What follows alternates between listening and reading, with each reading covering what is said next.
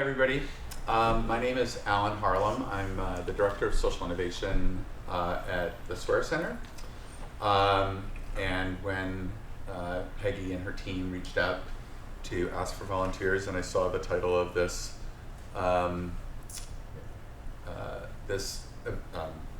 session, I was really interested because it had both community engagement and social innovation in the title, and I was like, oh, that sounds really cool. I'd love to learn more about the projects that these folks have worked on. And the guidelines for developing these sessions are really very flexible, and we or they really were encouraged to come up with a theme through which they would present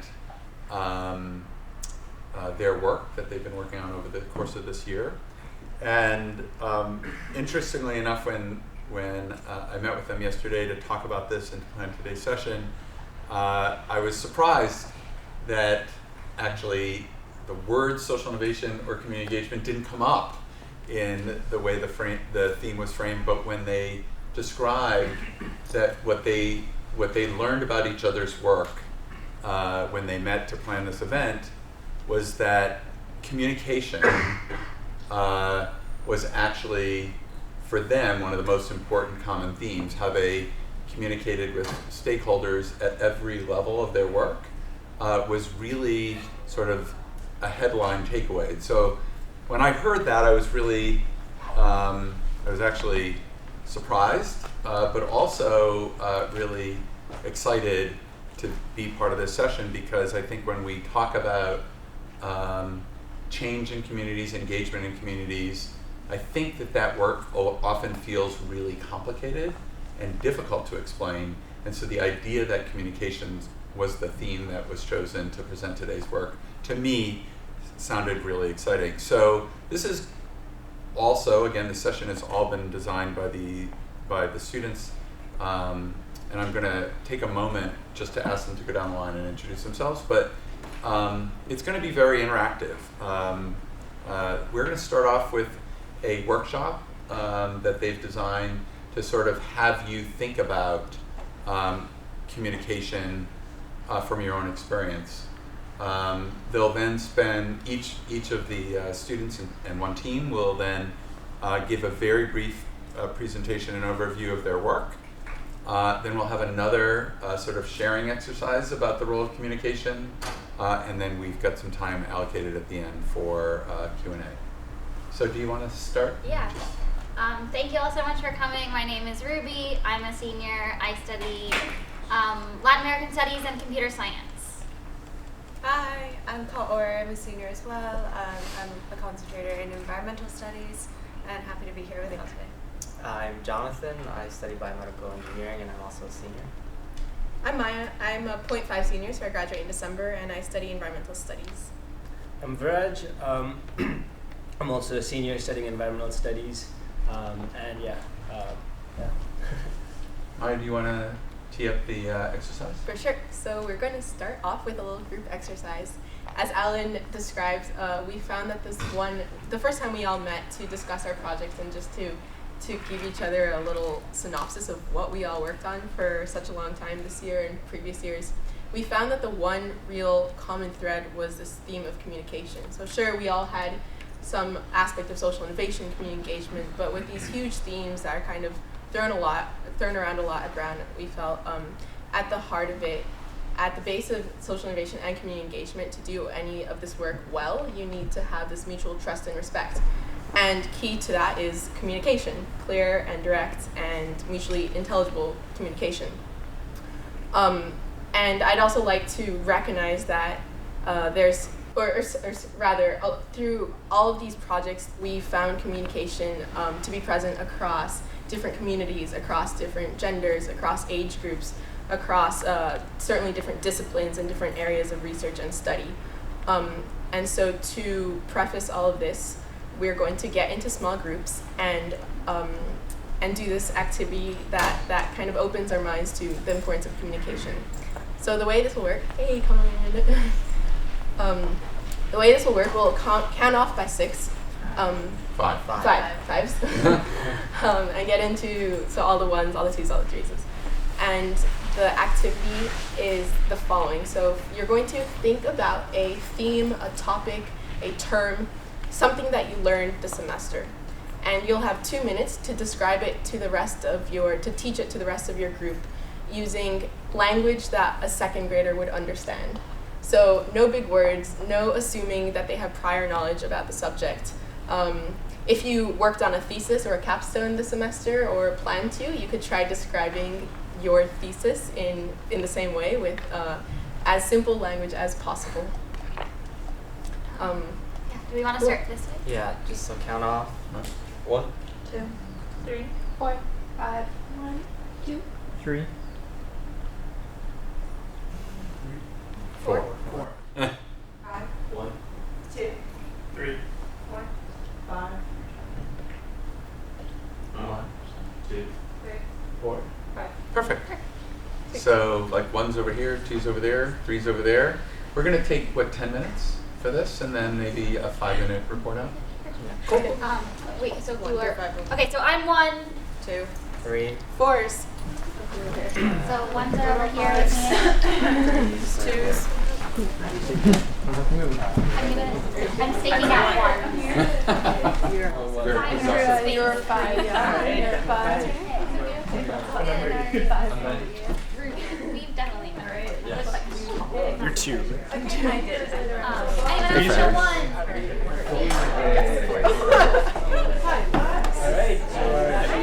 Good. 1's over here. 1's over here. 2's over there. 3, 4, 5. I have to go to change shorts.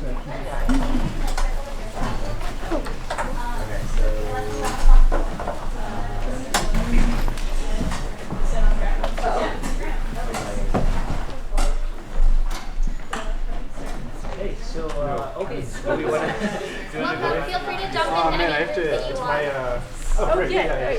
Okay, I haven't started, but I'm gonna try to finish it all tonight. So Yeah, so basically our thought behind In the conclusion, I look inside Africa to ask more directly why governments there have found it so easy to sacrifice the interests of their own poor farmers by underinvesting in regional technologies. This is the last book of my college career and it's racist as fuck. all good, man. Okay, sorry. No worries. So, as we talked about, the main theme we discussed was communications across all our projects. And actually, my English scholars practicum that I worked on last summer was teaching elementary students, and part of that very important aspect of that was communication. So what we're going to do right now is go around, some of you being seniors, you're senior, did you do like a capstone or? Yeah, I did a thesis. Okay. So what we're going to do is go around and try to explain something that you've learned. It can be from your thesis or capstone or from classes, and try to explain it to the semester using very simple vocabulary. And I know this is difficult because I taught elementary students, and I'll talk more about that later when I present, and how that was very difficult and required a lot of tendencies to adapt to learning others. Do you want to start? Alright, I'll start. So, perfect example, I had to teach natural selection to a group of any student study by anyone familiar with natural selection? Everyone? Okay, if not, I can do something else.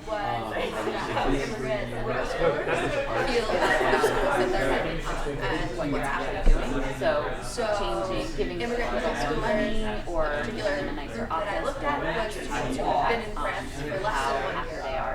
so it doesn't matter where they came from, but we're supposed to That one is a thing that you've learned at your level. most of them speak French. Do you want to introduce yourself first? I was thinking of students who were all in one class together. So the kind of common theme through all of our projects that we're going to present on is the theme of communication. So we're starting off with this activity where choose some sort of concept, theme, word, term that you learned this semester and explain it to us with language that a second grader would understand. So part of this came out of, I heard Viraj kind of telling the story that going to our friends' thesis presentations and you hear these like sentences that are like paragraphs long with words that you probably couldn't even find in a dictionary. And we're like, what does this actually mean? So we're open to this activity. The students themselves, the teenagers, were really helpful in showing how something that comes there are differences between what policies say should be happening. The government passes a law that says this is going to be the curriculum, this is going to happen in the classrooms. But then teenagers who are actually in the classes day to day can tell us that's not what happens at all. For example, we weren't supposed to speak any language but French, but I always use Spanish to help my classmates. Yeah. Like, what if I got an entire semester? So the basic finding What do you say? my thesis, based on that kind of feedback from students, is that policy making, law making really should include youth voice and educational experts. Yeah, I can do that. So I took a class this semester called The Moral Brain, and it was about morality and how it works in our brain, essentially. And we learned about this term called, about this phrase called moral luck. So moral luck is basically the idea that two people can do equally bad things, but only one of them, just because of pure chance, one of them has bad things that happen after it, and the other one, nothing happens. And so it's interesting that we only punish it if it has bad consequences. So for example, two people go to a party one night and drink a lot of alcohol, and they decide to drive home. So they're driving way past the outlets, they're probably like limit, drunk driving, both like bad things, but one of them happens to crash the car and kill the other passenger, and the other one gets hurt if they got hit by. So even though they both drove drunkenly, only one of them faces severe consequences. Like more of a large governmental level that like the committees that make policies and laws definitely shouldn't be allowed to use some words that's like I would not understand. We give food itself as opposed to just providing money for the purchase of that memory. And this is like set in our legislation. Or is that a word I'm allowed to use? This is, we have to do it. It's sort of the rules. It's a law, yeah. But the problem with this is that it takes a long time for food to go from our country to other countries. And we have to put it on boats that are our boats, also and we have to procure it from our farmers. And all this process can take anywhere from like 4 to 9 months, for example. So often that's not enough time to get to the people that need it for this area. Oh, sorry, right, obscene, yeah. So as in, if someone is hungry tonight, the fact that food will get to their table in 9 months is going to be a very difference. And nowadays we are able to transfer money very easily and very fast. So people in other countries and banks in other countries can obtain money very fast. And so it seems that this is hard. That it is now known that it is that if we send money to other countries and then use the money there to purchase food, to buy food, it will be, that are hungry will be able to get food faster than if we sent it over the mail.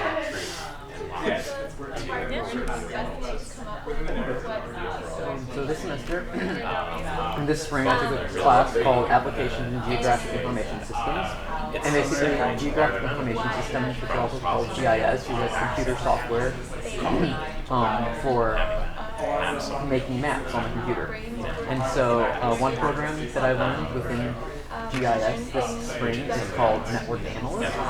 And so that's a program where you can get the streets from any city in the United States, and you put it into the computer, and then you can build a map about those, with those streets, and then you can add buildings and houses and any other place to the city, and then you can draw a route or like a pathway using the roads anywhere in the city.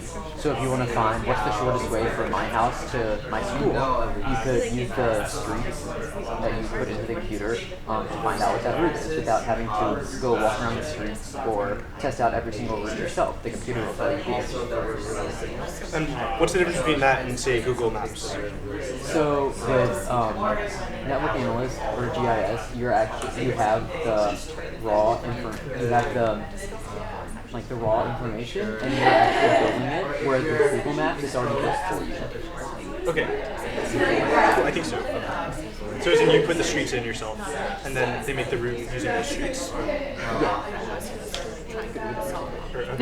If you upload it one time, it gives you a certain route. If you upload a second time to the same streets, does it give you a different route? Or does it so if you're trying to find the shortest route, it should be the same every single time because the shortest route isn't changed. Yeah.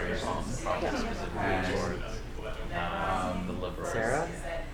All right. You want to wait? Or Cool. Yeah. No, I can go. I suppose. So I wrote my thesis on. What's a thesis? I wrote a big paper about the reasons why countries decide to give other countries foreign aid. So why they decide to give them money to, rich countries giving money to poor countries to help them grow. And like a one, plant? Like a bundle of letters. And so we know like that we can really help them unjumble the letters, but we can Secretary was no people, I think they hear that word. Yeah. School can help you learn how to read that way, And but so we know that when you I can't read the way everybody made else the argument reads, that you feel really sad. aid that countries give So money to our other organization countries in takes order people to who are a keep little older than migrants, and migrants sit from with you to migrants share their own people experiences from coming so into that their you can own understand country.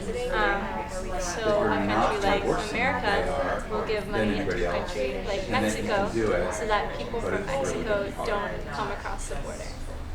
What about countries across the That's what I was learning this week. That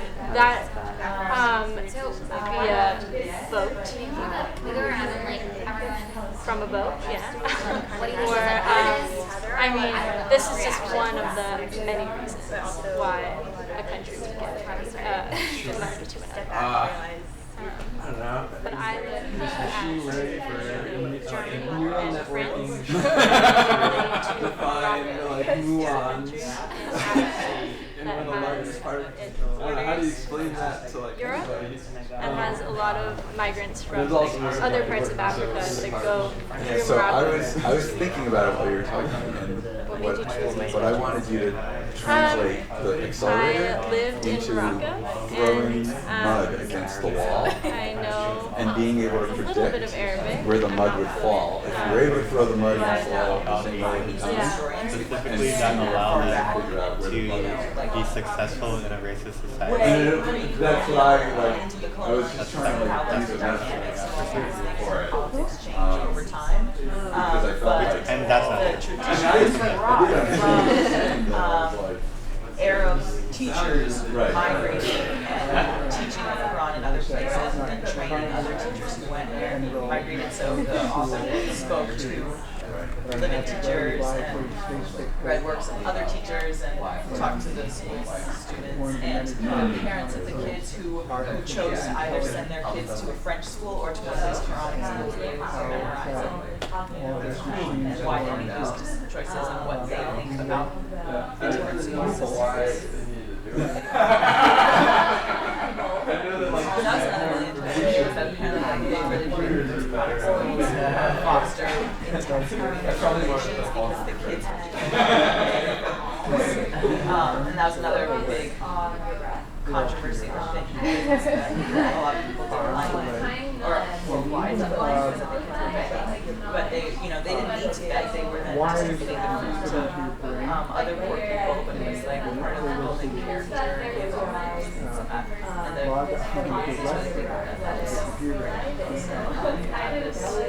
unifying tradition. So what was tricky? What was tough about this exercise?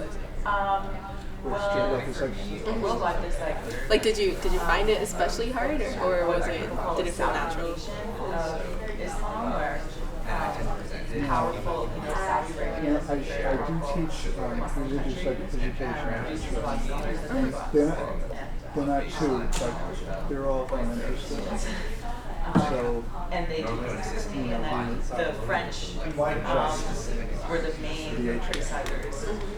Are there specific things that you do that you have found effective? I'm sure. One thing I found listening to all of you is the things that made the most sense, or the things that I was like, yeah, is when you use very concrete examples. So when you said like wires into your brain, I could really picture that. It's a really I have a 5-year-old, so I'm used to like trying to boil things down to terms that he'll understand. Within this decade, we're going to call this back to the main group in about 1 minute. Because that's the idea, is that the students then are versions of the walking run. They even have just like embodied he talks about wanting to go they know it. to the other side of the world, and like I don't even know if he understands that that's even like I'll show him pictures on float, but like does he really get that? And but I find it really cool to actually answer these questions that usually people don't have the capacity, the kids anyway, don't have the capacity to understand something that they don't ask. But if you ask, so if you answer the question they actually ask, then and a lot of it is like he wasn't himself and not try to broaden that. They find that communication as well, like giving it's really interesting to hear his perspective. because then you actually know what they're thinking about and not just like tell them. We always choose our message based on what we want. And I think communication teaches us when you kind of hang out together. This is It's difficult to really hang out together. make sure that you're Go on coffee dates. I think it also forces you to intellectually like differentiate between what are the most important parts, like points that you have to get across in order to understand like the basic concept of what I'm talking about, and then like what can I filter out, like secondary don't to know, and then whenever you identify those most basic points, you have to distill that down to like basic language. So it's like multiple processes of separation, like both horizontally and then vertically. Like as I was doing it, was like each word was like deliberate. In my head, it was way more difficult. Like these are the concepts I have to convey, but then you also have to convey them in a certain way. And this is something I was, struggling with, so I had to create lesson plans where I could keep the students engaged by having in-class demonstrations and things that they would be able to just look at and logically accept and understand, and then reinforce it with background information. Yeah, the older I get, the more respect I have for elementary school teachers. Like it seems like it's so easy, but no. I think also, as I was talking, I was like trying to kind of gauge and like see whether people are following along, and I think that's really hard to do, especially in a classroom with like younger kids, because like how can you actually know that they're taking that information and Well, you can kind of tell when they're not. Yeah. Like when I first started, I had full-blown PowerPoint presentations and I was just going through stuff, and they're just like looking at me like, "Do you guys understand this?" Or what do you do if you have a big class? I mean, it seems hard enough with 5 people, but if you have Can we come back to the big circle? Did you write the pieces on that? Yeah. I was just curious. A really big paper.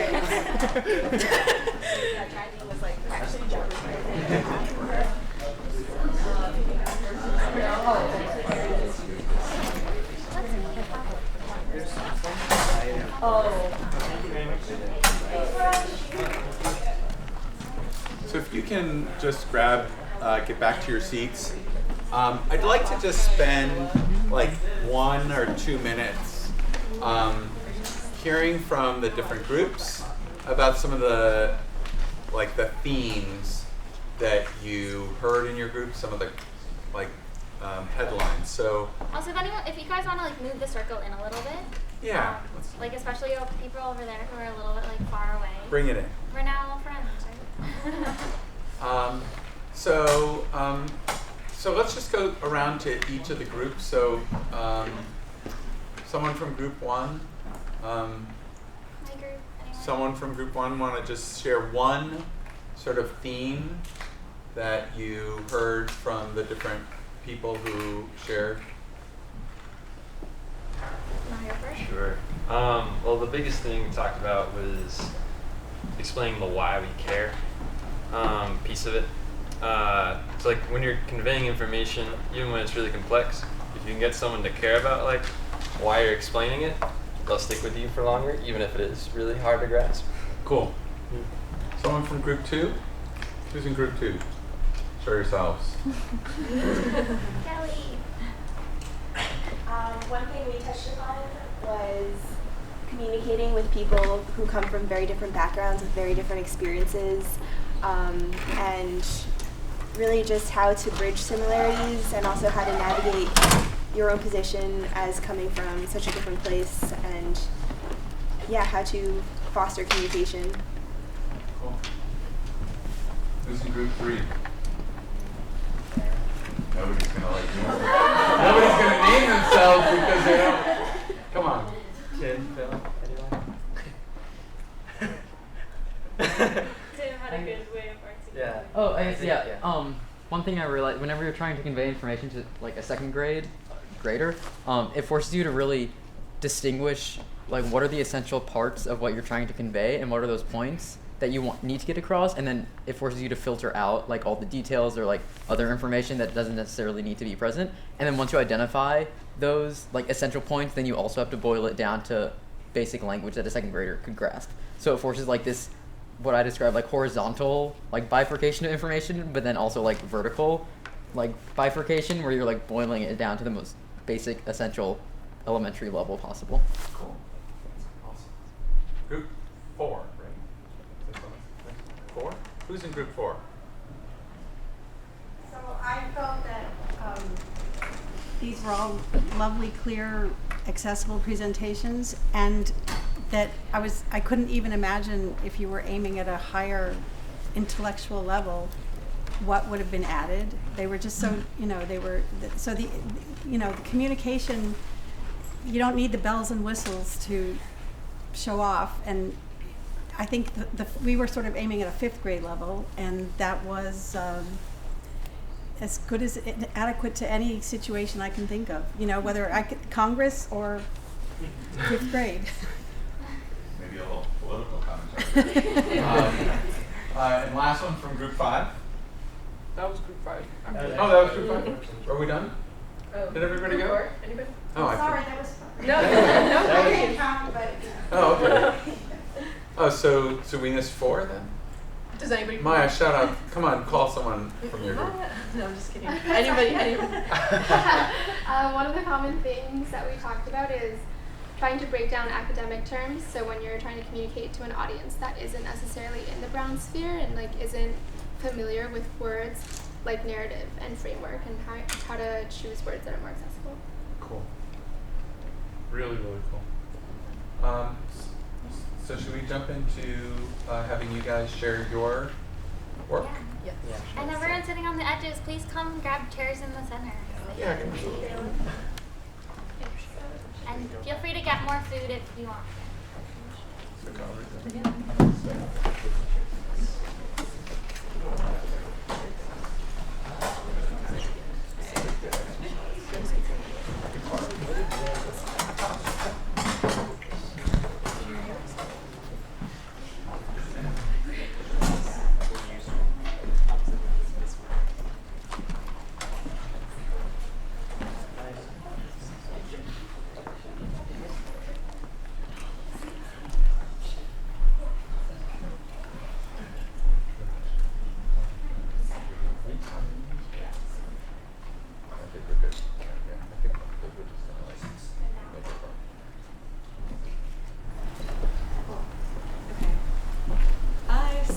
Again, my name is Kaori, and I was really excited about joining this group in particular, mostly because, can you hear me? Okay. Mostly because I've done a lot of engaged scholarship work at Brown for basically 3 years here. But unlike some of the people who I'm presenting with today, I have a lot of different little experiences, whether it's through classes or internships, and I don't quite, my unifying theme is that I've done a lot of work in the food space. But I don't particularly have one project that I'd like to be presenting on. So I just wanted to share with you broadly about my experiences and some things that I've learned as a whole, but to delve a little bit more into what I've done. in food particularly, I've worked with a lot of different organizations and individuals, but since Rhode Island is so small, I've sort of been able to enjoy or like work in the three sort of sectors of within food that I can identify. And I think it's easiest to classify that as food production, so that's more like economic development and businesses and actually making the food. Sustainability in food, so those are like farmers and the fishers who are actively making an effort, as well as other organizations that are making an effort to expand local sourcing or organic practices within their actually grown methods. And then the third would be food access. So again, like in Rhode Island, 12% of people don't have sufficient access to healthy food. So all three of those spaces I've been able to sort of bridge. And it really started with my class on, it's called urban agriculture, but really it should be called localized food systems. And we were reading all about how like we should expand the local food system. Like, what does that mean to a second grader? That means absolutely nothing. And it didn't really mean much to me either. We were talking about like policy reports and like workers' rights, et cetera, and I was like, how does one actually go about expanding the local food system? So I decided to intern with Farm Fresh Rhode Island, which is an organization that works to connect local farms in Rhode Island and Mass to both consumers and institutions around the state. And so literally what I did is pack vegetables at 5 a.m. in the morning, sending them out to different restaurants. And like that is how I got a concrete understanding of what expanding the local food system looks like. And so that was my sophomore summer. And I still was not getting enough of that. Mostly half of it was I was a little sick of brown. 4 of these people, lovely people on my panel, are freshman year people, but sophomore year I had to go through the pain of living in Perkins. So I was like, okay, peace out, Brown, for a little. Studied abroad in Thailand, which was also probably the most engaged work that I've done. It was a program where I lived with communities in rural Thailand who are facing development and environmental issues. But all we did was listen to these communities, people in these communities tell us about the issues that they were facing. And to me, that was sort of the epitome of engaged scholarship, where we can actually make a positive impact just by listening, and it's a reciprocal impact as well for them to be telling us their stories. So that was sort of a key turning moment. But once I got back to Brown, I definitely wanted to tell, that was not quite food specific, and once I got back to Brown, I definitely wanted to get my hands involved in something where I could see the impact and feel it as well. So I worked as communications coordinator for Market Shares, favorite little girl, they're a shareholder. And as the communications coordinator, I was not only like running the program logistics, but thinking constantly about how to ingrain sort of the values that our program looks at. So access, expanding access to local sustainable food, which is expensive. Or something like, I guess integrating those values into the emails that I sent out or our like program mission, and so explaining just to shareholders like why you can't just order a dairy share. Well, it's because we're trying to expand produce and we need that income. As you know, Tim's also involved in market shares, and we sort of need everyone's income to be able to subsidize certain shares and not. And so bridging those different worlds and also communicating with farmers who are coming from a very different background. So bridging all three spheres was something that I thought about a lot. And then finally, Market Shares was my junior year, and then bridging that last summer, I worked with Food on the Move. So I hadn't been able to delve into the food access bit as much as I wanted in the past. So again, this is a public health organization that works in conjunction with the Brown School of Public Health. And it started as a study, but basically it's a mobile market that brings fresh fruits and vegetables to low-income communities throughout Rhode Island, where the health in different diseases are more, like disparities in health are more prominent than other spaces.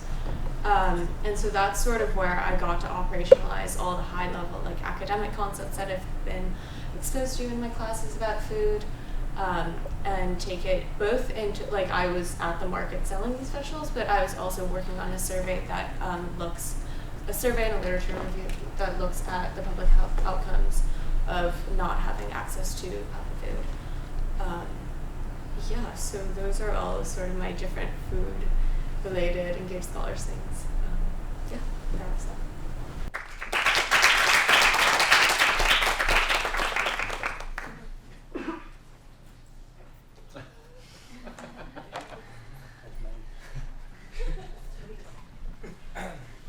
Yeah, so, oh yeah, we'll use the mic. So, I am Viraj, and I'm Maya.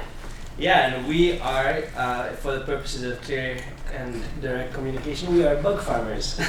So, also, oops. I don't even know. We also work in the food sphere, but in a very different way. And so we're going to start off by showing you a quick video that sums up a lot of our work, if I can get this working. Okay. Computers are not our strength. Oh yeah.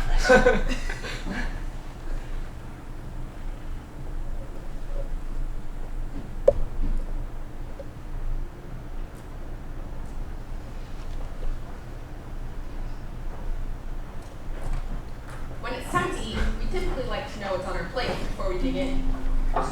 But knowing what our dinner was fed before it became our main course is just as important. It turns out that the way farmers currently feed livestock is pretty fishy. Quite literally, most animal feeds, including fish feeds, are made from smaller fish like anchovies. Catching these anchovies is destroying our oceans. In fact, 90% of our fisheries are exploited, and a third of all fish go towards making animal feed. If we are to feed 9.7 billion people by 2050, we simply need a new solution.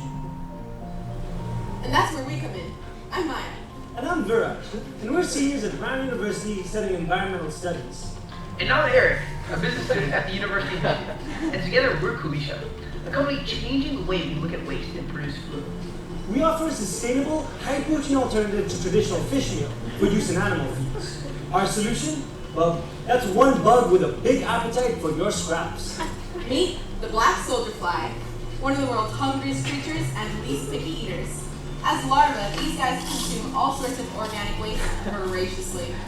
Grown and harvested while still in the larval stage, these bugs become perfect drugs for livestock.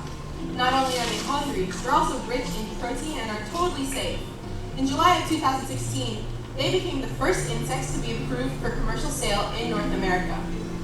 And because black soldier fly larvae feed off of organic material, they also provide a new use for the huge amounts of organic waste generated by restaurants, breweries, and large food producers. We partner with food and beverage companies, take their organic waste into our Kulisha system, where our black soldier fly larvae eat it and are then harvested as a sustainable protein to replace fish meal in animal feeds. We're working with some of the world's leading experts in black soldier fly to develop an algorithm that completely automates our process.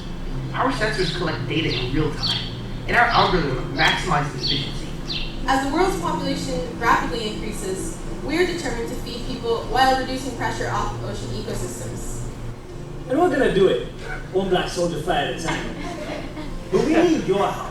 In June, we'll be partnering with our very first brewery to build our first pilot facility and grow some bugs. But we need to raise an additional $40,000 for equipment like bins and sensors, dryers and packagers. We hope you'll join us in making this a reality.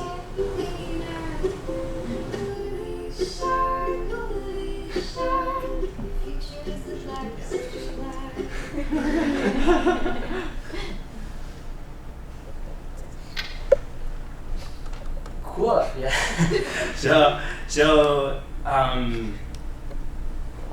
yeah. So essentially, that's what Maya and I have been working on for the past. A high school jock makes a bet if he can turn an ugly girl into. And that's our other project.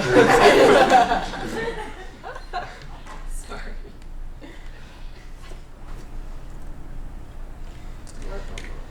Yeah, so as I was saying, this is what Maya and I have been doing pretty much full time, or trying to at least balancing it with school for the past year and a half.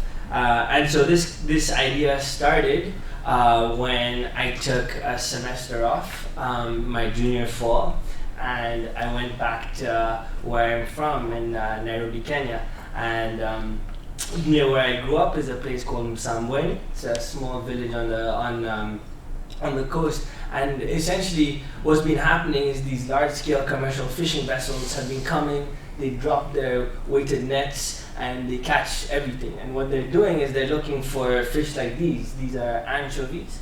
And they're grinding them up into a fish meal, and then they're selling that to feed farm fish and chickens inland. Because with rising populations, people increasingly want to eat this lean, sexy meat that is chicken and fish. But to feed all those farm fish and chickens, we're going to the oceans and destroying the oceans. So yeah, that's how the idea of the company started, and Maya and I have been working on this ever since with Eric, who's the other dude who you saw, the goofy guy. So what gets me really excited about this project is that it has this kind of two-sided nature of it. So not only are we tackling this unsustainable fish meal part, and we're reducing pressure off of ocean ecosystems, but as was briefly touched on in the video, the larvae that we grow eat organic waste. And so at the same time, we're tackling this whole other issue of food waste, which is like 30 to 40% food produced worldwide goes to waste, is never eaten. And so this comes at all parts of the food chain, from food rotting at the fields to food rotting in consumers' fridges and such, to lack of refrigeration, lack of good storage facilities. And so we're working specifically with food and beverage companies to take their organic waste produced in their everyday operations and then turn it into this larva protein. So this is what our system actually looks like. The first system that we're going to start implementing this fall, it's a retrofitted shipping container. So we're using these empty shipping containers, filling them with bins, and then growing bugs in the bins. You can see in the yellow things on top, that's where the waste, right, we're going to start working with breweries, so using the spent grain from the brewing process, that's where it'll be stored and then pumped into all of these bins. And right now we're working to develop this algorithm so that the entire process is automated. So instead of having to know all the details and having specific knowledge about the insects, you can use this algorithm to just know when to pump the food to the bugs, know when to harvest it, know when to dry and such. And thank you, Ellie, to this amazing. I like this so much because it sums up what we're trying to do. We're using organic waste plus these incredible insects to harvest harvest them as a sustainable protein. You guys see the banana peel, the leaf, the onion, the tomato. It's very cool. And I'm passing around a little vial of what the bugs actually look like. So the idea is that these are dried black soldier fly larvae that we did a GIST last semester and grew a bunch of bugs. And these would then be ground up into a protein powder essentially, and then incorporated instead of fish meal into animal feeds, like chicken feed, fish feed.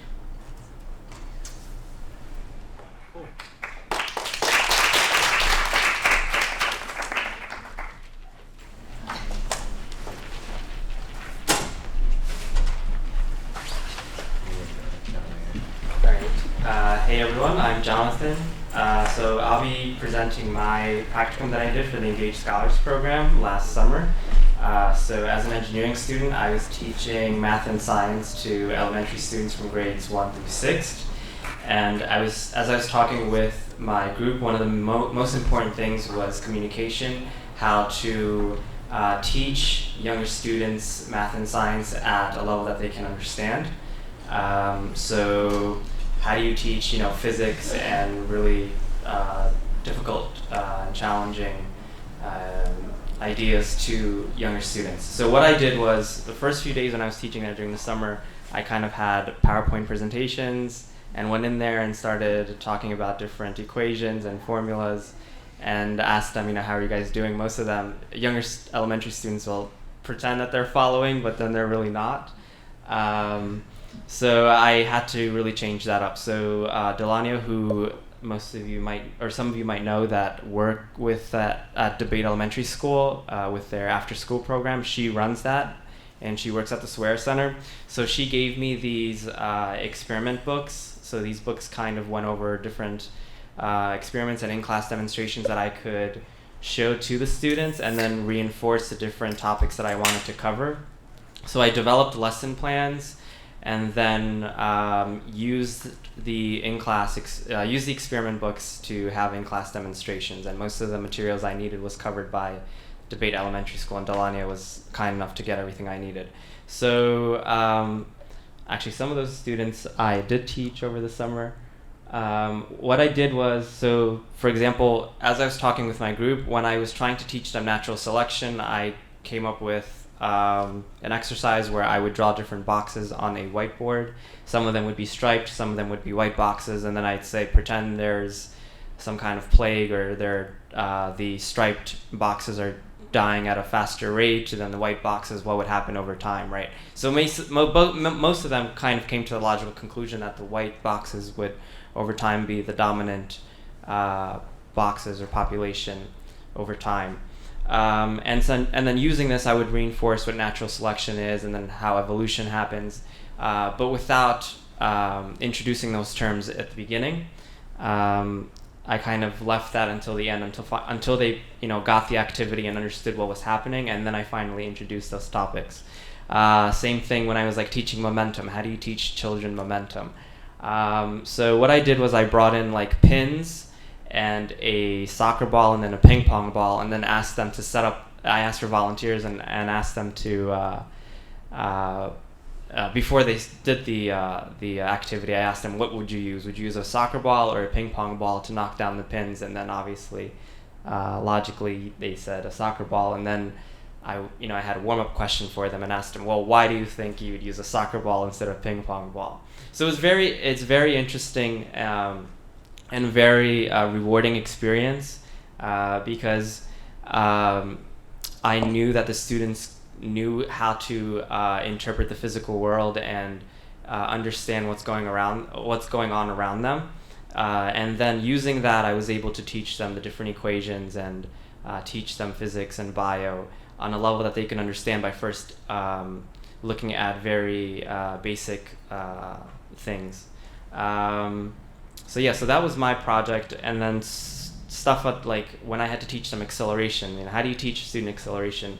What I did for that was I took a soccer ball and then a piece of paper and I dropped them at the same time and then asked them what would happen. And they said, oh, the soccer ball would fall down first because it weighs more than the paper, which is wrong. That's not why they fall down faster. And then I took a textbook and I covered the air resistance on the paper and dropped both of them. Well, before dropping both of them, I asked them, what do you think would happen? And then they said, oh, the soccer ball would still fall faster. And I was like, are you sure? So then I dropped both of them, and both of them dropped to the ground at the same time. And they're like, well, why? And I asked them, why do you think that's happening? And then they're like, oh, well, you're putting a textbook on the piece of paper. That's kind of making it go faster. And I was like, well, so there's other things, other forces involved, like air resistance, that if you kind of neglect is a big word that I had to kind of come across to replace, and said if you kind of not take it into consideration or forget about it, then both of the things will fall at the same time if they start at the same point. And that's acceleration. Everything will fall at the same time at the same point, but because of resistance, air resistance, things fall slower or faster. So this was my project. It was very rewarding in the sense that I did a lot of internal reflection on how I can take things I learned as a biomedical engineering student and relate that or try to apply that to younger students and make the science more easily understandable and applicable to them. Yeah, so there you go.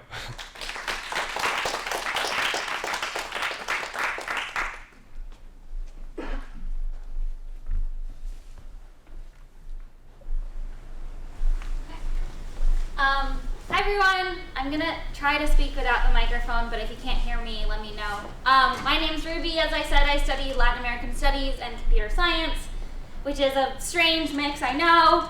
And I'm gonna talk a little bit about my experiences living in that sort of intersection, being sometimes in a very computer science techie world and sometimes not, and what it's like to go back and forth. and why I think it's important that we make more connections between those two worlds. So, I came to Brown. I'd never done any computer science before, so for all of y'all who are like, I can't do computers, I couldn't do computers either. And I took this class, CS15, which is one of our largest intro classes, and struggled the entire semester, as some of y'all here who were in that class with me can attest, and ended up really loving computer science and became a part of the department. And the computer science department at Brown is something very sort of unique, I think, in the way it runs and also in its size. So here's a graph from the BDH of enrollment in intro courses from 2008 to 2013. So you can see it's doubled in size, and I got here in 2013, and I can attest it's again doubled in size. So I think we're graduating 200, 250 students this year, which is wild. That's insane, like really, really large, and a lot more students who are not graduating with us have taken our courses at some point. And so I have been thinking about this for a really long time, because the narrative in the department is if you want to get a job and you study computer science, you go to work in industry. We have this thing called the Industrial Partners Program, and basically that's Brown's way of helping students find jobs at these big companies. The companies pay money, they come and recruit, they hold all sorts of events, they offer a lot of free food, and various other gear and swag. And you can sort of get a sense of what these kinds of companies are. Google, Microsoft, Facebook, really, really large companies that are some of the biggest companies in the world, and things that we use every day. So the developers at these companies are building products that impact our everyday lives. And a very, very high percentage of students in Brown CS go to work at some of these companies. And this was something that I struggled with for a very long time and decided it wasn't what I wanted to do. I didn't want to go work in industry, and every recruiting season came around and people asked if I was going to work in industry, and I said maybe, and then I reminded myself that I didn't want to go work in industry, despite all the free food and very high pay and a lot of other really reasons that they're great jobs. And the question that I sort of arrived upon this semester was, well, why do I feel weird about going to work in industry? And like, how can we think about the impact that industry is having on our world and be a little more conscious about the connection between those building technology and those using it? So I'm sure like most of y'all have phones and probably Facebook and email, and a slew of other technologies that you use. And even thinking about something like this last election, the algorithms that Facebook developers create for how news is ordered on your news feed, for how we hear and what kind of news is coming up, that really, really impacts what we think is going on in the world. Unfortunately, when you interview at Facebook and you tell them that you're interested in working there because you're really interested in the way that Facebook can be used as a tool for social activism, they look at you like they have no idea what you're talking about. True story. So what I decided to do is, along with some other really great people, is start an organization at Brown called CS plus Social Good. The name is a little bit, sort of only tells part of the story of what we want to do, but really the question is, we're graduating 250 people a semester. In 10 years, we'll have graduated more than 2,000 people, gone to work at some of the biggest companies in the world, and this is an industry that's changing really, really, really quickly. So Facebook didn't exist like 10 years ago. What can we tell these students? So on one hand, what can we tell these students so that in 10 years, whatever impact this industry is having is positive? So how can we change our education so that we're not just teaching students about algorithms and data structures and security, but we're also helping students to think about the impacts that they can be having and also the impacts that they can be having that they might want to avoid. So we divided our work in basically to two sections. So on one hand is social impact, which is kind of intuitive, I guess. That's the idea that technology can be used as something positive. And how do we facilitate students not only going to work at big companies, but how do we, for instance, work with nonprofit organizations and help pair students with organizations that are looking for technological support, and try to help take the ideas that all these organizations have for stuff that they want built and take the skills that students in the CS department have for things they can build and really bridge that connection. And so in that we have a bunch of different programs that we're working to launch. And this other side is something called we've been calling social responsibility, which is sort of really compelling to me, which is when doctors go to med school, we give them ethics courses. And I would really strongly argue that when students go through the CS department, they should be getting some kind of ethics training. So unlike most departments at Brown, students that graduate from CS mostly go directly into industry. They don't really go to grad school. Some do, but unlike most of the other technical fields, they're really going straight into work. And we're not giving students any sort of resources to think about the effects of the projects they're building. So when CS projects are built, generally it's a really, really big project, and it's broken down so each person gets a tiny little bit of it. And then altogether that comes and makes this really big project. And the problem with that is that it's really easy for there to be a really big project that might have some really negative consequences, but everyone's doing a little bit, and so no one really necessarily has to think about what the impacts of what they're building are going to be.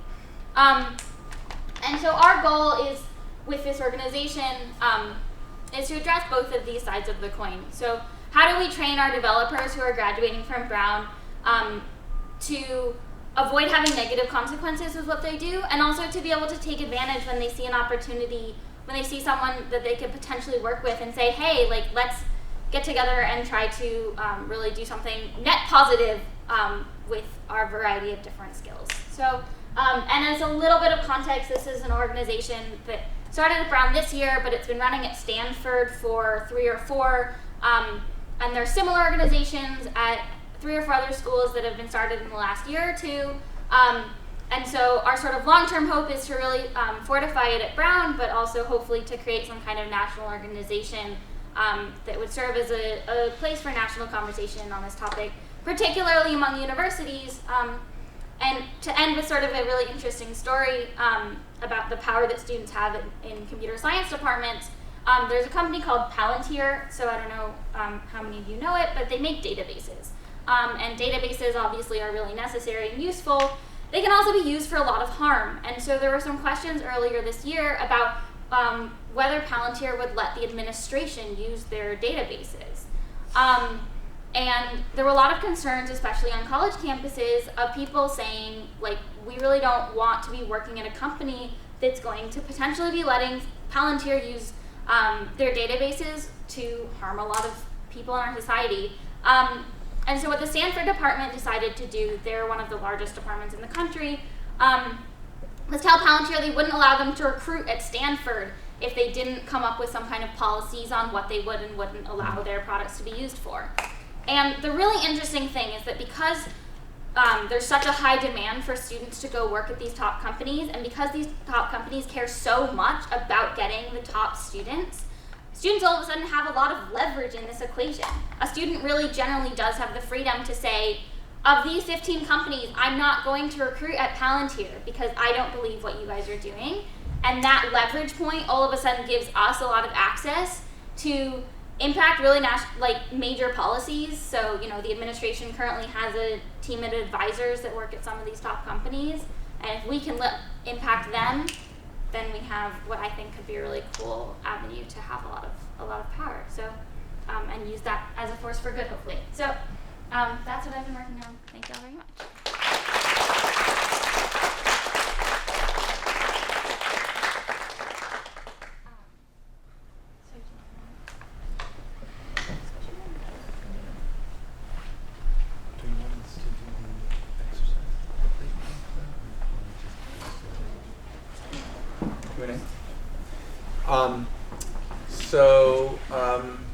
Thank you all. Ruby, I have to say, in the middle of your presentation, I took a moment to text a picture of your slide to a student that I worked with 4 years ago, who's now back home in Singapore working at Microsoft, but she had very similar aspirations. So she sends her congratulations. Her name is Amanda Chu. So anyway, we've left the rest of our time together for questions that any of you might have about any of the presentations you've just heard. Yeah? For the bug group, The bug group. I was wondering, do you see or did you ever think about this model being expanded for use like for bugs for human consumption, maybe crickets and others? Yeah, absolutely. So I know it's a growing thing. First of all over the world for centuries people have eaten bugs. It's not like a brand new thing. Cricket bars aren't a phenomenal new invention all of a sudden. But it's mostly the Western world that has had this aversion to eating insects. And so we definitely see applications into human food. The big reason that we chose not to go into that sphere is because so much of that it has to do with a whole mentality shift, which we weren't sure that we wanted to get into, and also because the main impetus for this project was to replace fish meal in animal feeds specifically. So I do agree that skipping that whole feeding something to animals and then eating the animals, it would be way more efficient and sustainable to directly eat insects. But I suppose we took a little bit more of a pragmatic approach in that the world isn't going to all of a sudden stop eating meat. And so for the time being, we want to make that industry more sustainable. I do want to say though that in Connecticut, there is a sushi restaurant and they make sushi from a variety of different species, including black soldier fly. So if you want to eat black soldier fly, you can come to us, we can cook you, but also you can Cool. Other questions? I have a question. Go ahead, Jonathan. I have a question for Ruby. So how does the CS department look at your project? Yeah. Since they're the ones that are so getting the money for recruiting. Right. Yeah. So we've met with a lot of different people, and actually the response has been tremendously positive. So both from the department administration and from students in the department, the response has been sort of like, yes, this is what we've been thinking and feeling, and we just didn't know how to do it. And so a big impetus actually for this project, I went to the largest conference on women in computing, I guess probably in the country. But anyway, it's like 10,000 people, which is insane. And everyone there was there was this undertone of, we want to do something positive, we want to have an impact, we want to be engaged, and no one had any idea how to do it. And so you can teach computer science to a range of people, and that was sort of like the go-to. And then I was interning at a immigrant rights organization, and I was talking to them about this project that I'd been thinking about, and they immediately had a list of 10 things they wanted to be done. And that for me was really the aha moment of, it's not that people in computer science aren't interested in doing this work, it's that communication is kind of the barrier. And so the people in computer science aren't talking to the people who have ideas for what could be done. And so I think people have actually been really receptive and supportive. Can you just build on, now that you're graduating, how is this movement going to continue gathering steam? Yeah, so we have a new team of leaders at Brown, including Vandana, who's right there.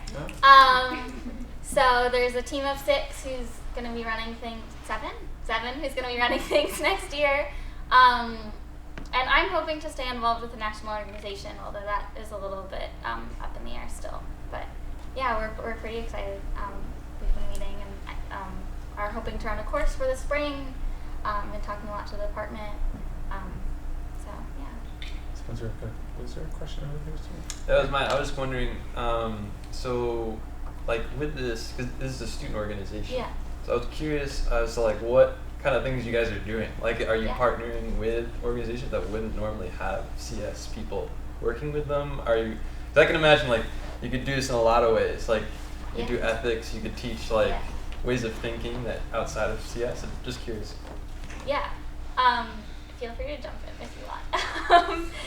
So we have a bunch of different things that we're working on. A big project of ours is we're planning to run a course in the spring that would basically be an engaged scholars course for the computer science department. So working with Swearer Center as well, the idea would be to partner teams of computer scientists with local nonprofit or community organizations, and basically have some kind of process where students are building a product for this organization. We've similar courses run at other universities. Berkeley has one, UPenn has one, and Stanford has one. And there's sort of things that have to be figured out because it's obviously like a complicated process to make that kind of thing work.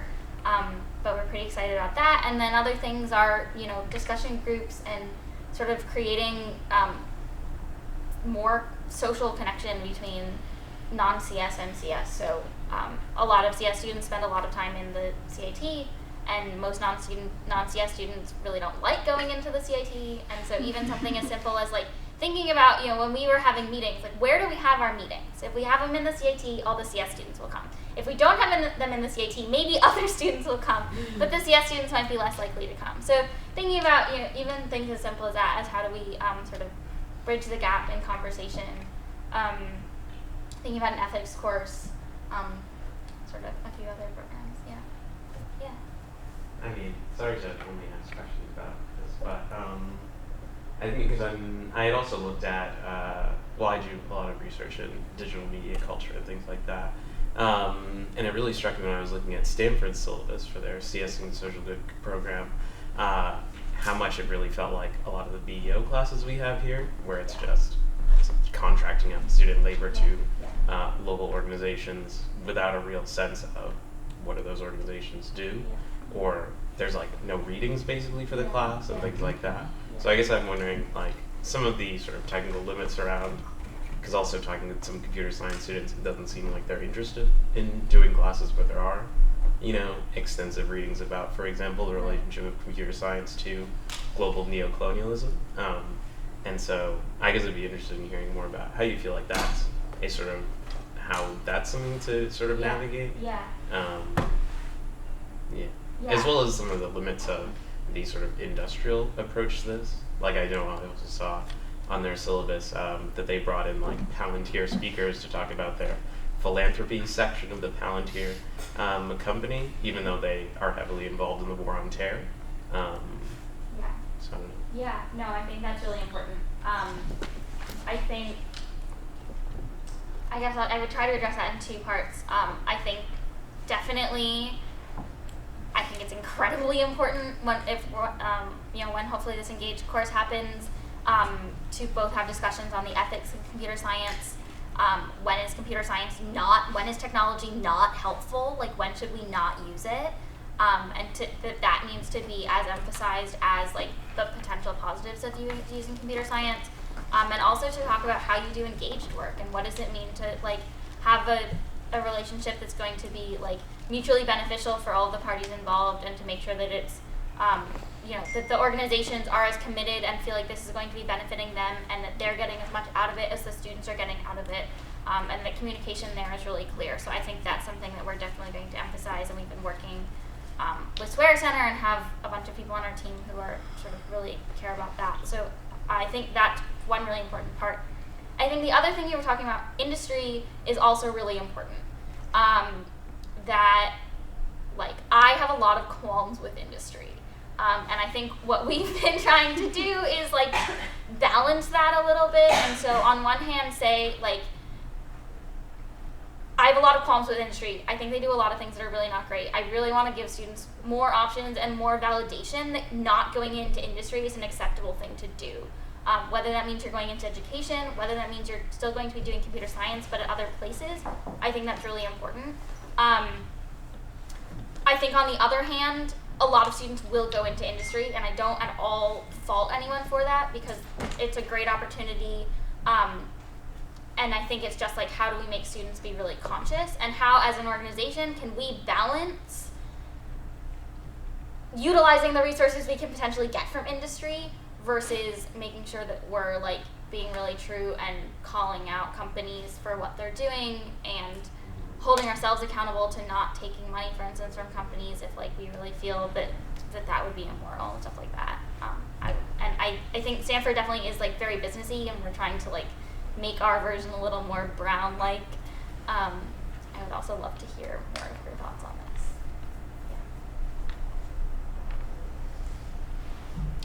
I have a question for you, Kaori. One of the things that you said that was really, that I'd love for you to expand on, you talked about when you were abroad, sort of listening to people's stories and the impact that had on them and the impact that those stories had on you. And I was wondering whether you could tell about that or just tell a little bit more about like what that was about, or even give an example of how that happened for you. Yeah, sure. So I'm yeah. Like one of the prominent examples that comes to mind is well, I'm talking about the mining community. So there are these group of like they call themselves literally like radical grandmas. So they all live right next to a gold mine that has basically contaminated all their water. I mean, I lived there for like a week and I was getting rashes, so it's like pretty bad. And they've been fighting this. It's a Canadian mine, but it's, I mean, first of all, it's incredibly difficult to figure out who, like, all these like multinational, like global supply chains, all these issues. And so these grandmas have been fighting back, like protesting and trying to get like the federal government involved, not to very much success. But so every semester they host someone like our program and tell the story of like how the mining company has like tried to shut down their protests or has like evaded certain laws. And eventually they're like, yeah, we don't get sick of telling our story, because then we notice that you guys like tell people, your friends back home, and then like sometimes they'll get donations, or like just people will come back like 5 years later and say like, look at what I've done to counter mining, or like I'm now working in global supply chains to try to make them more sustainable. And it's a really like large feedback chain, but I think it's something that they can see the impact of. And last semester, I think it was like last semester or the year before that, a group of students finally actually decided to make like a nonprofit that was dedicated. So these grandmas also like weave beautiful scarves, and so they decided to use like the resources that we have, like website building, for example, and crowdsourcing, and make like an actual company that sells these scarves, and the profits would go to countering this mining.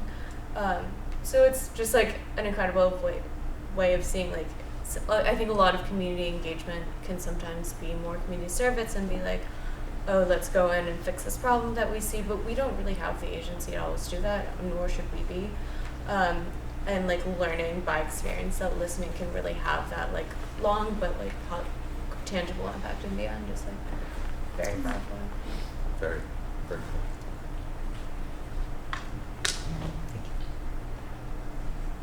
cool. So a question to Jonathan. Yeah, I gotta be honest, man. I still don't quite understand acceleration.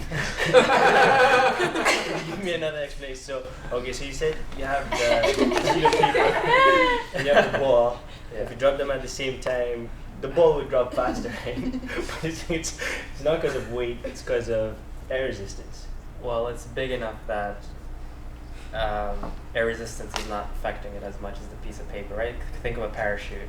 There's so much air resistance on the parachute that you fall down slower, right? So is it a function of surface area? I'm not sure. It's kind of like your momentum. So like the ball, like you're talking about momentum, the ball's going to have more momentum to go down. So the air, even if you have the same surface area of the ball, the air can't do as much because the thing's already moving. Versus like a paper ball is not going to have so much momentum. So the air can do a lot more to this thing because it's not already going fast. You can just take away momentum and it'll just parachute down. Okay. Yeah. Cool. Thank you. I need to combine that.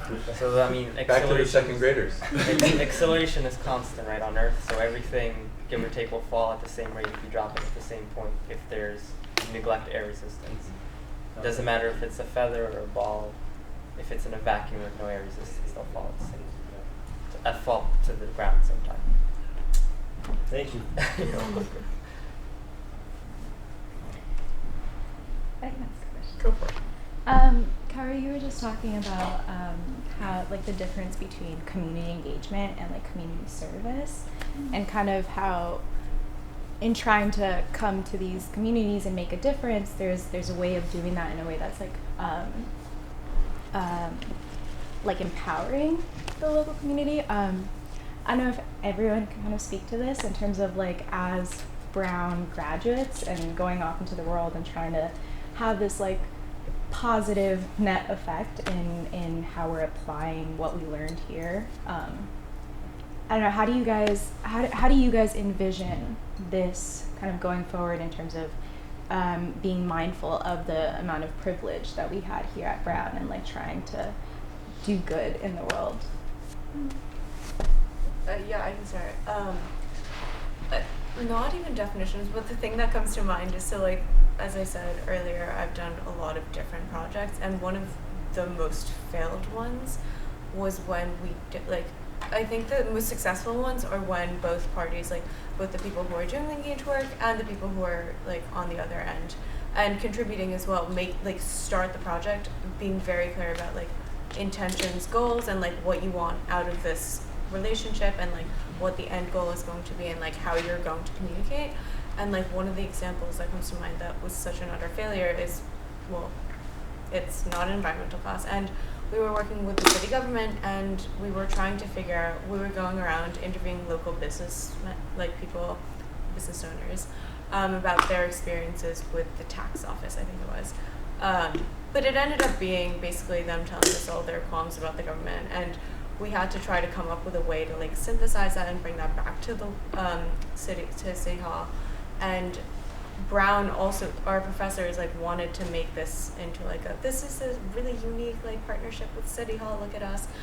And in reality, like the project didn't really work out. They didn't none of the people we interviewed answered the questions that we wanted. They also didn't really want to be publicized. But regardless, City Hall and our classes professors sort of went ahead and like published all this information online. And like didn't really, and pretended sort of to gloss over all the failures that we had. And I think that is somewhere where like we as the people on the ground, we were like telling these people, don't worry, like this is going to be really confidential, and we want to like amplify your voice. And so like we were on that like positive communication end, but like the fact that Brown and City Hall weren't doing that made that project a failure. And so I think that's something to really keep in mind, like as long as you are open about like where you're coming from, and the people on the other end are also open about what they want from the relationship. For example, like with market shares, it's really like that's a really tangibly easy thing to do, because farmers are saying, look, like, okay, we're going to get this money from you. I mean, it's not just about the money, obviously, but like we get to be a part of the Brown community, and we receive tangible income from you, and we get to like promote this program to Brown students. Like that's a very clear goal, and so I think just being clear about those intentions.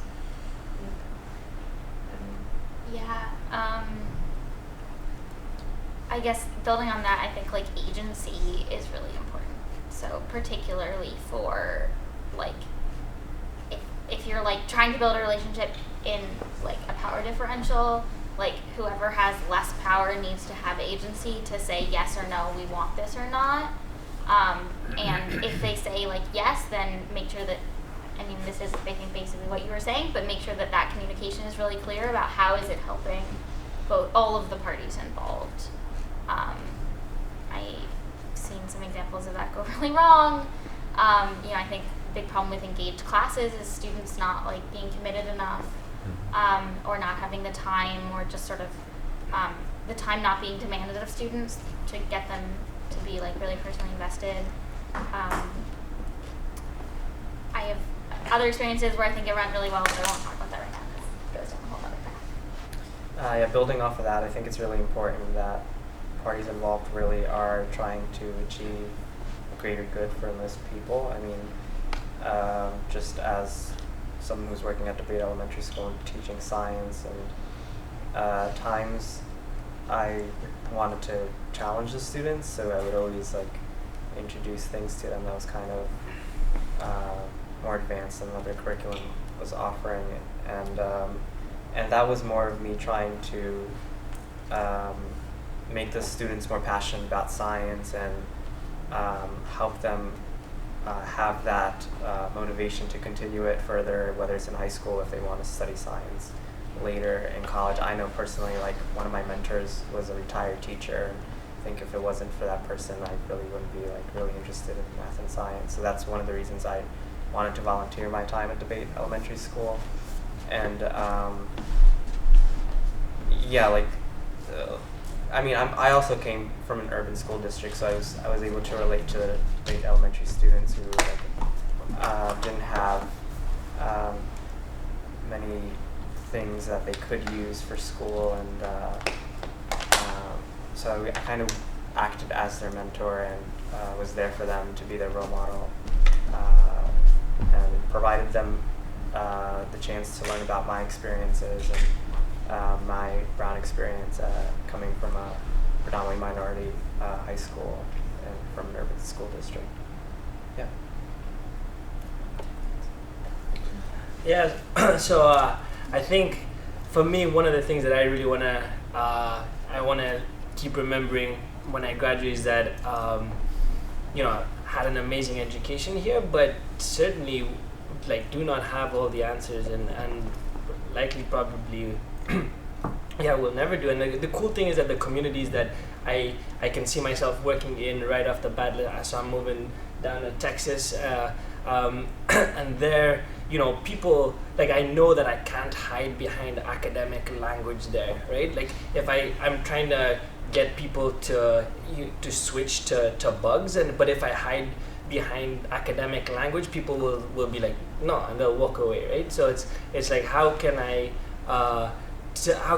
understand what is the best way to help talk through some of these things and understand their own perspectives on the hesitancies of using insects and also, I ultimately, my dream is to return back to Kenya, especially with this project.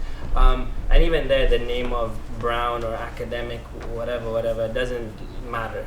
And so I think for me, an important thing when leaving is to recognize the good fortune I've had here, but also not to use that as a shield moving forward. I have a question for Jonathan.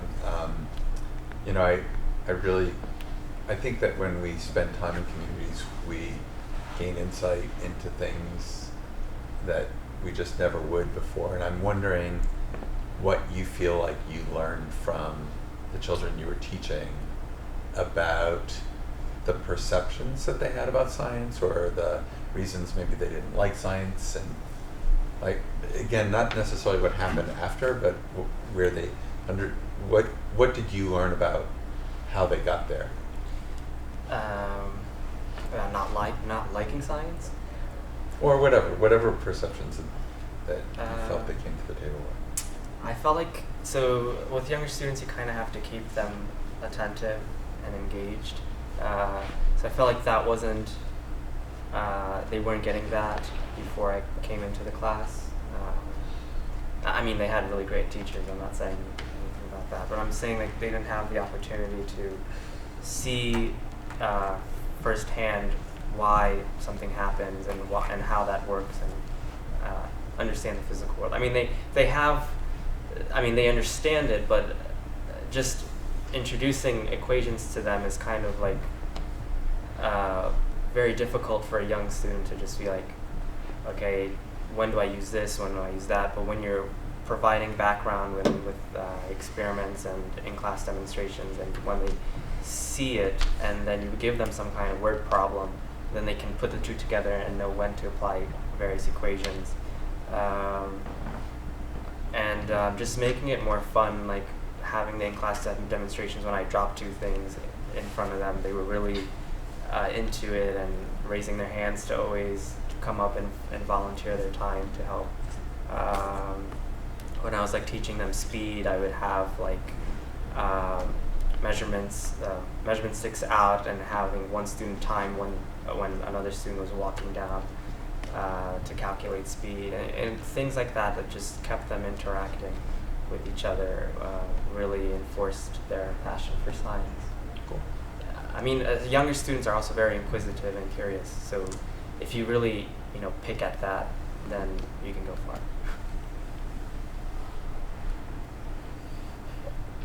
I have a follow-up question. How did you come up with these learning lesson plans to teach them? Did you have a process, or was it? So Dilania gave me the experiment books. They're designed for elementary students, and I kind of skimmed through them. Oh, okay. While also trying to cover material from the curriculum. So I look at experiments that would address those things and fill in the gaps for the curriculum, and then looking up different videos and seeing how people would introduce things. Like I looked at Bill Nye for a lot of things. And, I don't know, stuff I find on YouTube, and I'm like, oh, this is pretty neat. Oh yeah, this is my lesson plan. So that's how I got my lesson plan. I actually have a question for you. Have you found, or like, how have you found this received in the like food use world, or like, are there other organizations doing anything similar? Have you found like allies that you can like work with, or has it mostly, you feel like you're like on your own trying to bring together worlds that like haven't been talking? I think that is the most important thing right there, is we have found that we cannot do this by ourselves, and that is actually that's been, I would say, this sphere is rapidly growing. These insects, as mentioned in the video, they were the first insects ever to be approved for commercial sale in North America just a few months ago. So even in the year and a half that we've been doing this, we've seen an explosion in interest. However, why I think we are, we're able to commit to doing this for the next years, because we've been really interested in collaboration and moving beyond this patent, holding on to your secrets approach, which has dominated this nascent industry right now. And that's meant that we've formed partnerships with breweries who are willing to give us their waste for free. We're partnering with other black soldier fly companies and sharing research on that front. We're also partnering with a feed miller as of actually a call yesterday, where we're going to jointly buy equipment to process this.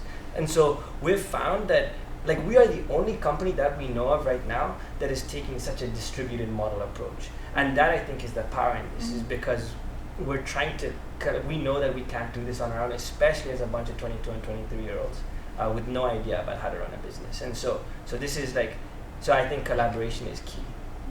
Another part of the whole process that we've experienced is this humility that you develop in seeing that, of course, we might think of ourselves as experts in black soldier flies, but that doesn't mean that we don't have things to learn from people doing all sorts of different things.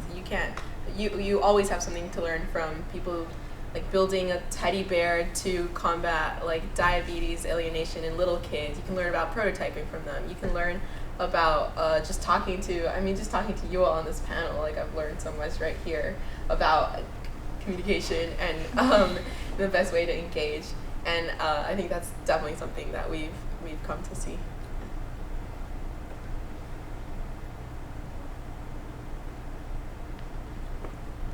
Welcome, Mia. Hi. Hey. I'm Mia, everyone, if I don't know you.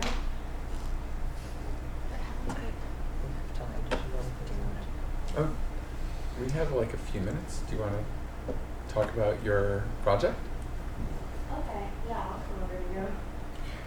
This is so bad. I'm so sorry I'm late to my own event. This is the story of my life.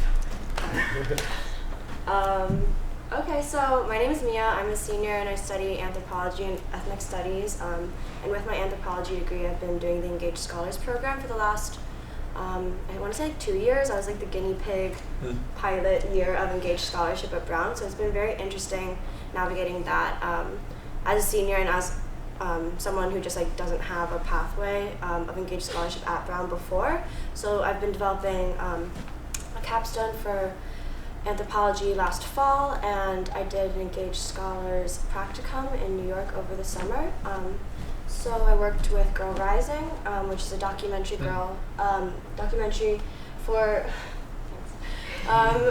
girls' education and women's worth promotion around the world, and I do that through education and advocacy.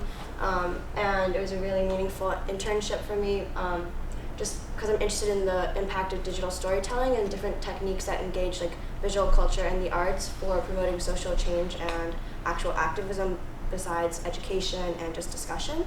But I did a lot of work with developing ambassador programs and just talking to the public-facing initiatives that they do and kind of monitoring and evaluating if they actually get to have the impact that the film claims to do and wants to do. And then last fall, I worked with Sojourner House, which is a really awesome nonprofit in Providence. They do a lot of different things, but I was working with their immigration advocacy consultant, and I developed my anthropology capstone. working with them for a semester and researching the very intimate and personal and humanizing work that they do, advocating for women who are victims of domestic assault or abuse and are also undocumented in the United States. So they have that double precarity where they don't feel safe going to the police and reporting that they've been abused because there's the threat of deportation and ICE coming over their heads, and that's very dangerous for them and their children a lot of times. So I worked with someone who does the legal advocacy for them and was comparing that very intimate work with the very dehumanizing and alienating language of illegality in immigration law, and working with visa processing, taking testimony, validating multiple kinds of fact-telling, such as testimonials, and kind of just comparing the words we use versus the things that we do. I think that's a very interesting tension, and yeah.